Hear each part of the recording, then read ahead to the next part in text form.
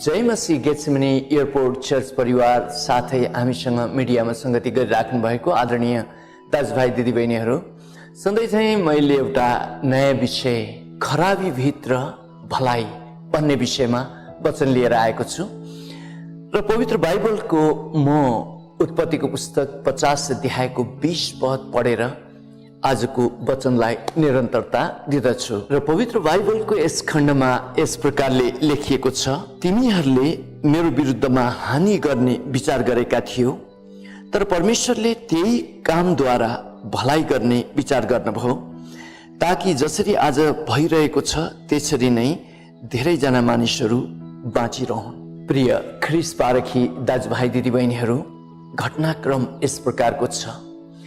याकुबका 12 जना छोराहरू थिए। 12 जना छोराहरू मध्ये जो एकजना छोरा योसेफको जीवनमा परमेश्वरको ठुलो बुलावट थियो र उहाँका दाइहरूले चाहिँ उहाँको बुलावट सम्बन्धी आरिस गरेका थिए र यहाँ एकपटक उहाँका दाइहरूले योसेफलाई आरिस गरेर उहाँलाई खाल्डोमा हालिदिनुहुन्छ मार्ने नियतले। त्यसपछि उहाँहरूले योसेफलाई खाल्डोबाट बाहिर निकाल्नु भइकन 20 चाँदीको सिक्कामा दासत्वमा बिक्री गरिदिनुहुन्छ। फेरि त्यो दासत्वमा किन्ने जो व्यापारीहरूले योसेफलाई नाफा खाएर अर्को घरमा बिक्री गरिदिनुहुन्छ र उहाँ दोस्रो दासत्वमा बिक्री हुन पुग्नुहुन्छ र त्यो घरमा व्यभिचारको आरोप लाग्छ उहाँलाई। त्यसपछि उहाँ जेलको चिसो भुइँमा पर्न पुग्नुहुन्छ, तर पनि परमेश्वरले उहाँलाई बिर्सिनु भएको थिएन। यो कठिनाई, यो कष्ट उहाँको जीवनमा एक प्रकारले थपिरहेको अवस्था थियो। यद्यपि सृष्टिकर्ता परमेश्वर उहाँको साथमा हुनुहुन्थ्यो र यो कष्टभित्र, यो खराबीभित्र परमेश्वरले असल काम गर्न गइराख्नु भएको थियो र यो घटनाक्रममा अकस्मात मिश्र देशको राजाले एउटा सपना देख्नुहुन्छ। त्यो सपनाको अर्थ योसेफले लगाइदिँदछन् र मिश्र देशका राजाले योसेफलाई मिश्र देशको गभर्नर यानि प्रधानमन्त्रीमा पदोन्नति गर्नुहुन्छ।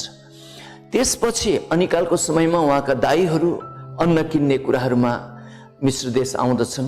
पछाडि पुरै परिवार पनि मिश्र देशमा लिएर आउनुहुन्छ। उहाँको बुवा याकुब बित्न भएपछि उहाँका दाइहरू चाहिँ डराउनुहुन्छ।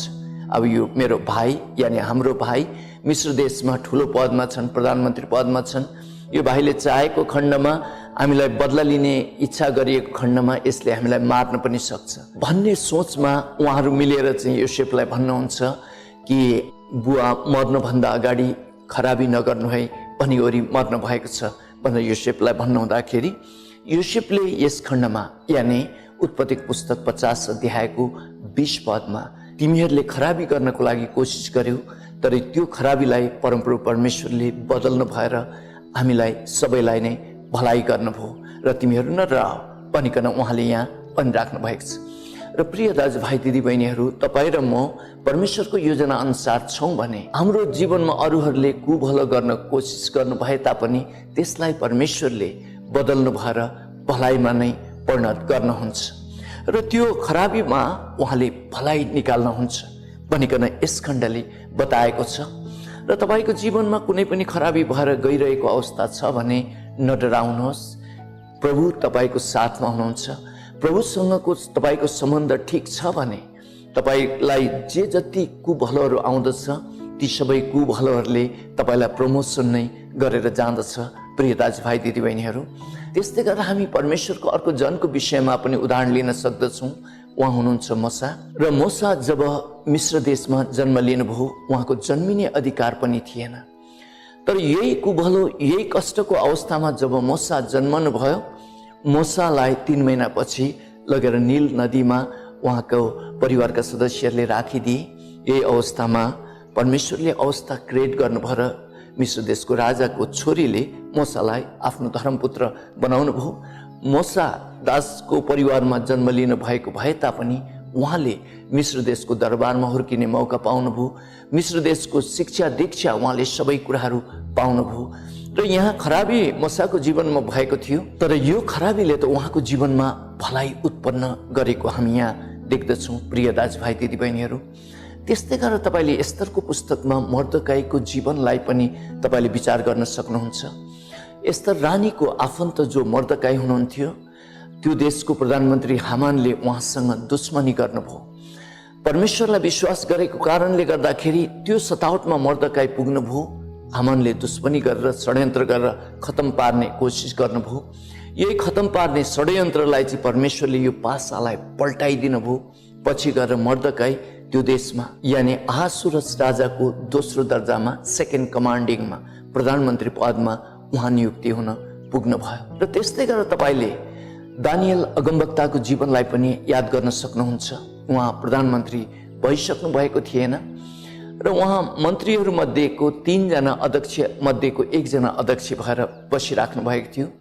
तर अरू मन्त्रीहरूले यानि उहाँका सँगै रहेका नेताहरूले उहाँको विरुद्धमा षड्यन्त्र गरे र उहाँलाई चाहिँ सिंहको खोरमा फ्याँकिदिए। र उहाँलाई लगाइएको आरोप चाहिँ एउटै यही मात्रै थियो कि उहाँले दिनमा 3 पटक प्रार्थना गर्नुहुन्छ र त्यो देशको राजालाई मान्नुहुन्न भन्ने चाहिँ आरोप लगाएका थिए। तर जब उहाँलाई सिंहको खोरमा फ्याँकियो र सिंहलाई दानियललाई खानको लागि परमेश्वरले दिनु भएन र सिंहको खोरबाट उहाँ बाहिर निक्लिनु भएपछि त्यो देशको उहाँ प्रधानमन्त्री हुनुभयो। प्रिय दाजुभाइ दिदीबहिनीहरू, त्यस्तै गरेर हामीले नयाँ करारमा पनि यो कुराहरू विचार गर्न सक्दछौँ। जब परमेश्वरका प्रेरितहरूलाई यानि इसाईहरू जो पहिलो शताब्दीका इसाईहरू जो यरुशलेममा हुनुहुन्थ्यो उहाँहरूलाई सतावट भयो। सतावट भएपछि उहाँहरू भागाभाग हुन भएर यरुशलेमदेखि बाहिर निक्लेर जानुभयो। यही अवस्थामा प्रभु येशूको ठुलो प्रचार प्रसार यरुशलेमको सहर बाहिर हुन पुग्यो। यानि प्रभुको सुसमाचार यही समयमा चाहिँ बाहिर गयो भनिकन बाइबलले स्पष्ट गर्दछ। र प्रिय दाजुभाइ दिदीबहिनीहरू, आज हाम्रो जीवनमा पनि परमेश्वरले यही प्रकारले काम गर्नुहुन्छ। हाम्रो जिन्दगी चाहिँ एउटा ठुलो पजलको पिसेसहरू यो चाहिँ अंशहरू जस्तो हो। आजभोलि कति बालबच्चाहरूलाई कति आमा बुवाहरूले चाहिँ यो पजल भन्नाले यो एउटा नक्साको सानो सानो पिसहरू किन्न भएर त्यो जोडाउनको लागि आमा बुवाहरूले बालबच्चाहरूलाई ल्याइदिनु भएको हुँदछ र उहाँहरूको आमा बुवाहरूको विचारमा चाहिँ त्यो पिसहरू जोडाउँदाखेरि ती बालबच्चाहरूले दिमाग लगाउँदछन् र उनीहरूको दिमागको वृद्धि हुन्छ भन्ने आशामा उहाँहरूले त्यो गर्नुभएको हुन्छ। र यहाँ मैले उदाहरण दिँदै गरेको चाहिँ त्यही पजलको पिसहरू जस्तो नै हाम्रो जिन्दगी हो।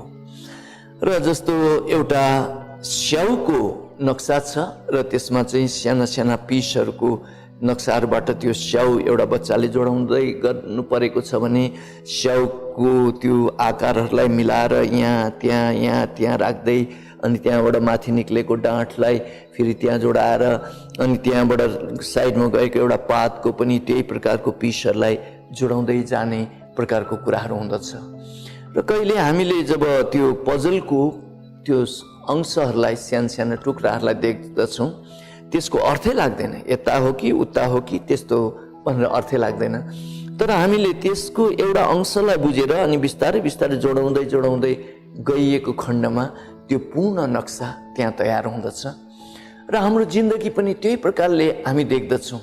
हाम्रो जिन्दगी लामो छ, हाम्रो जिन्दगी एक प्रकारले गइरहेको छ, तर सृष्टिकर्ता परमेश्वर येशू मसीहलाई चाहिँ हाम्रो जिन्दगीको सुरुवात पनि थाहा छ र उहाँलाई अन्त पनि थाहा छ। र हाम्रो जिन्दगीको उहाँले डिजाइन गर्नुभएको छ र हामी उहाँको योजनामा बगिरहेका छौँ। तर हाम्रो जिन्दगीमा कुन कुन पिसहरू ठाक ठुकठुक आउँदछ हामीलाई थाहा हुँदैन, हामी बुझ्दैनौँ। त्यस समयमा हामी एकदमै दुखित हुँदछौँ, सुर्ता फिक्री गर्दछौँ र प्रभुलाई पनि किन यो हुन दिनुभयो, यदि तपाईँले मलाई माया गर्नुहुन्छ भन्ने जस्तो हामीलाई विचारहरू आउँदछ।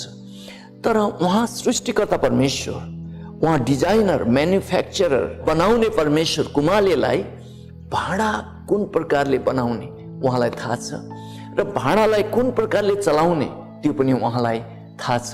भने जस्तै प्रिय दाजुभाइ दिदीबहिनीहरू, हाम्रो जिन्दगीमा कति कुराहरू गर्दै जाँदाखेरि त्यो प्रकारको कुभलाइहरू, मानिसहरूले गरेका दुश्मनीहरू, विभिन्न मुद्दाहरू, समस्याहरू, कठिनाइहरू, आपत्ति विपत्तिहरू, यो प्रकारको कुराहरू हामीले सामना गरेर जाँदछौँ। यो चाहिँ हाम्रो जिन्दगीको एक अंशहरू हो, एक टुक्राहरू हो। तर जब हामी यो जिन्दगीलाई हामी यो प्रकारले लिएर जाँदछौँ प्रिय दाजुभाइ दिदीबहिनी, र सबै परिस्थितिलाई हामीले धन्यवाद दिँदै जाँदछौँ। प्रभु, म आफ्नो जिन्दगीको सुरुवात पनि मलाई राम्रो थाहा छैन, अन्त पनि मलाई राम्रो थाहा छैन, र बाटोमा के मैले भोग्न पर्छ त्यो कुराहरू पनि मलाई थाहा छैन। तर मलाई यति कुरा चाहिँ थाहा छ, तपाईँ सर्वज्ञानी परमेश्वर हुनुहुन्छ। मैले जे कुराहरू भोग्दै जान्छु र ती कुराहरूलाई धन्यवाद भन्दै म गएको खण्डमा मलाई अन्तमा भलाइ नै हुँदछ। तपाईँले मेरो जीवनमा आफ्नो इच्छा पुरा गरेरै छाड्नुहुन्छ भनेर चाहिँ त्यो प्रकारले तपाईँले यो सत्यतामा, यो चाहिँ एकदमै परिपक्व सोचमा तपाईँ जानुभयो।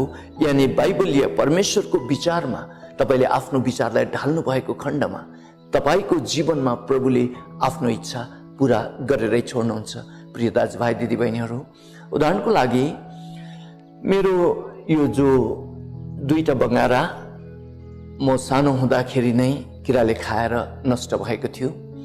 लामो घटनालाई छोटकरीमा भन्दाखेरि पछि गएर जब म ब्रिटिस आर्मीको क्लर्कमा लागिसकेको थिएँ, तर यो बङ्गाराको कारणले गर्दाखेरि 1 हप्तापछि म रिजेक्ट भएँ। त्यो पछि मैले यो बङ्गारालाई खुब दोस्याएँ। त्यो पछि यो बङ्गारालाई मैले श्राप्नुसम्म श्रापेँ। मैले इच्छाएको यो जागिर मैले पाउन सकिनँ, मैले इच्छाएको जिन्दगी यसरी जिउन सकिनँ। कस्तो यो दाँत, मेरो खराब दाँत, श्रापित दाँत भनेर मैले यही प्रकारले लिइराखेँ।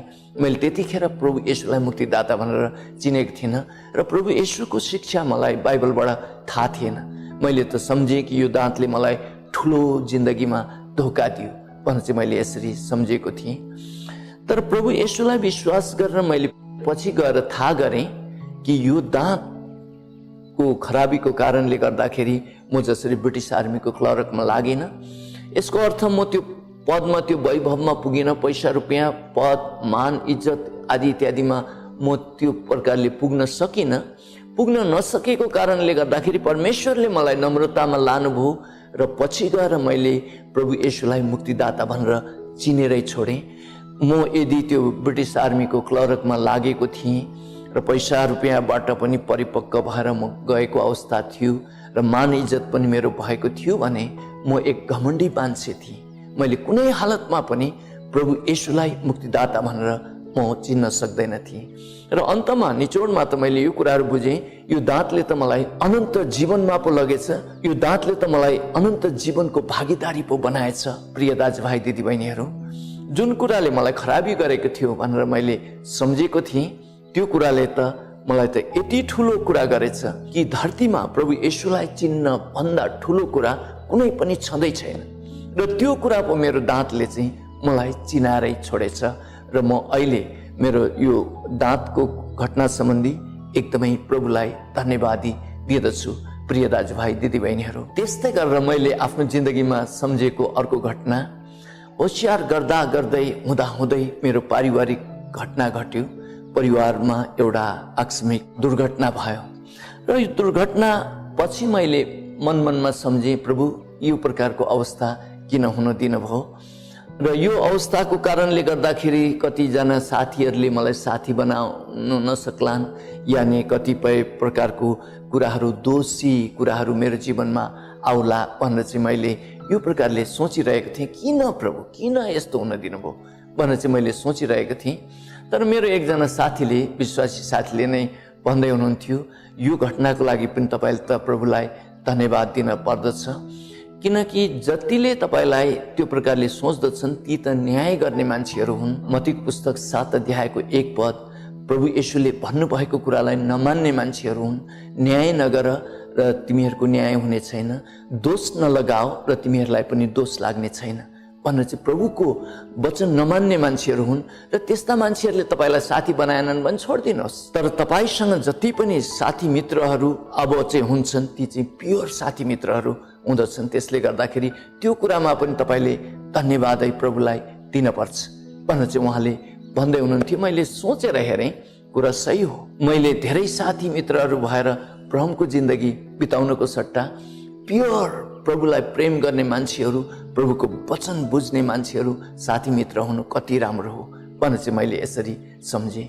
र प्रिय दाजुभाइ दिदीबहिनीहरू, जे कुरा हामीले खराबी सम्झेका छौँ त्यो कुराबाट हामीलाई प्रभुले भलाइमा नै परिणत गर्नुहुन्छ। र रोमीको पुस्तक 8 अध्यायको 28 पदले हामीलाई यो भनेको छ कि ख्रिस्टलाई प्रेम गर्नेहरूको लागि चाहिँ हरेक कुराहरू मिलेर भलाइमा नै परिणत हुन्छ भनेर चाहिँ यो भनिएको छ। र तपाईँको जीवनमा कुनै पनि घटनाहरू घटेको छ, तपाईँको प्रभुसँगको हिँडाइ ठिक छ र तपाईँले प्रभुलाई प्रेम गरिराख्नु भएको छ भने प्रिय दाजुभाइ दिदीबहिनीहरू नडराउनुहोस्। त्यो घटनापछि अब योसेफलाई जस्तो तपाईँको जीवनमा प्रमोसन आउँदछ। मोसाले जस्तो एउटा नौलो मौकाहरू, दरबारमा पुग्ने जस्तो मौकाहरू तपाईँको जीवनमा आउँदछ। मर्दकै र दानियलले जस्तो नै तपाईँको पदोन्नति हुँदछ भनिकन बाइबलले यही बताएको छ। र यति भन्दै म टेक दाहाल आजको वचनबाट बिदा हुन्छु। जय मसीह।